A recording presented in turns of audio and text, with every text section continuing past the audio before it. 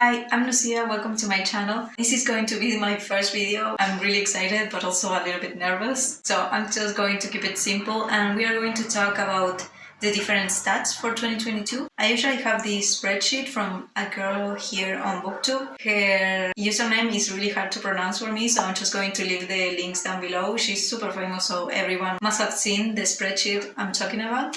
But this year I didn't use it just because I wasn't planning on coming back to my channel. This was like a last minute decision. So I'm just going to use the Goodreads stats and then some things that are on the back of my mind. So everything here today is according to Goodreads, and I'm not even sure I kept that good track of Goodreads, but I read 65 books, maybe more, I wouldn't know. And the shortest one was Opal from Magisty Butter. That is actually like a companion book to the Raven Cycle, the series. I loved it. It was super cute, and I actually have a video coming with my favorite books of 2022, and the Raven Boys are definitely there, and also on my heart. Like, I just love that series, and this little book was so sad and so sweet, and like everything together, so like amazing. And it's only 38 pages. The longest one was Nightfall by Penelope Douglas. I had such a dark time this past year where I read every book from Penelope Douglas, or at least like these books. I don't even know the Devil series. I didn't like it. I still read all four of them. I don't think I finished the last one, but I just read Trick Six Venom, and that is a sapphic book from her, and I thought I was going to get the same feeling with every of her books, and it didn't work. Like, I didn't like this at all. And it was the longest book of the year, so for me, a waste of time, and like it's also super dark and complicated for no reason. All the characters are just weird. And the most famous book I read in 2022 was actually the last books that I read this year, last year, and it's The Hunger Games by Susan Collins. I had read The Hunger Games on French previously, but I never continued with the series, so I decided to read it again. I actually read Catching Fire and Mockingjay.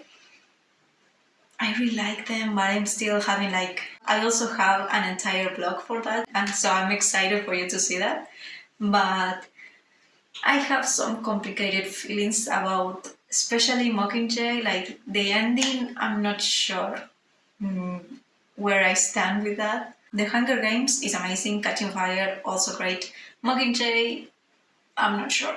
And the least popular one was The Altar Within by Juliet Diaz. This is actually a witchy book. I usually read nonfiction books like from time to time, and they are either witchy or politics like anarchism, communism. This was one of it. I really like how the author writes and everything she explains, but the whole self-help thing I'm still not like entirely sold on. So like, I understood and I liked it, but I cannot apply it to my life or like actually sit down and do the exercises, just because it feels a little bit too much, like I'm still not ready for that. My year was divided a little bit. I started the year reading a ton of romances just because they are easy to read. You don't really need to retain that much information, you just go. So I read a ton of romances at the beginning of the year. Then I started reading a bit more of fantasy, but for that you do need more brain power. So that was slower. Once I finished, that was actually the Raven Boys period for me. Then I continued reading romances again, but this time queer romances. She Drives Me Crazy, I Think I Love You, She Gets the Girl, The Fall in Love Montage, all of these books. And then I read Trick Six Venom, and then it came all the period of Penelope Douglas, which was awful. So after that, all the books that I tried to pick up, I didn't like them, I didn't finish, so I took a break. And then at the end, when I decided to start this YouTube channel, I decided to read the Hunger Games, so I could do the blog and show my feelings, because that's a series that I really wanted to read for the longest time. So that's how I finished the year, reading dystopian, but also fantasy, because I decided to start Legendborn too on that period. And I'm actually reading Bloodmark right now, which is the second book, and I started it on December, but I will finish it this week probably. I'm really liking it. Legendborn was incredible, and this second book, she has so much potential. That was all for 2022. For 2023, I have set up my reading challenge to be 60 books, because last year I read 65, so hopefully I will get to it. Whenever I have my YouTube channel, I get more motivated to read, so hopefully, maybe, like, my goal will be to get to 100, but that feels too much, so like 60 is manageable. So my main goals for this year are going to be to read all those 60 books and try to not read so many romances. But that also scares me. Like, if I read too much fantasy, I may get tired of it, or it's going to take me longer to finish those books. So we'll see how the year goes, but I really want to not read mainly romances this year. Like, I need to take a break. And I also want to keep track of my reading monthly. On Goodreads, you have those yearly books that you can write reviews on. So I'm planning on doing that for every month of 2023. Hopefully I can keep it more organized and up to date than I did last year. And then regarding this channel, I really want to keep it the entire year. I always quit around winter just because it gets cold and dark super early. So this year I really want to push through winter and make it to spring, and then I'm good to go. And I would never leave YouTube again.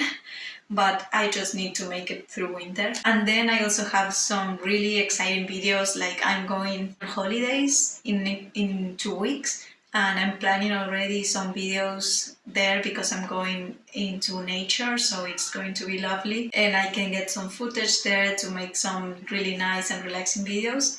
And I'm also planning on going to the book fest here in Argentina, and I also want to film that entire experience. Like, I've never gone there before, so it's going to be really exciting for me. So that's everything for this video. I'm going to be making the best books of 2022 and the worst books of 2022, so you already kind of know which books are on which lists, but if you want to know more about them and why I like them or I didn't, subscribe to my channel and you will get to see those videos. And if you like this video, give it a big thumbs up. I already have a ton of videos planned for this month and next, so thank you if you stick around.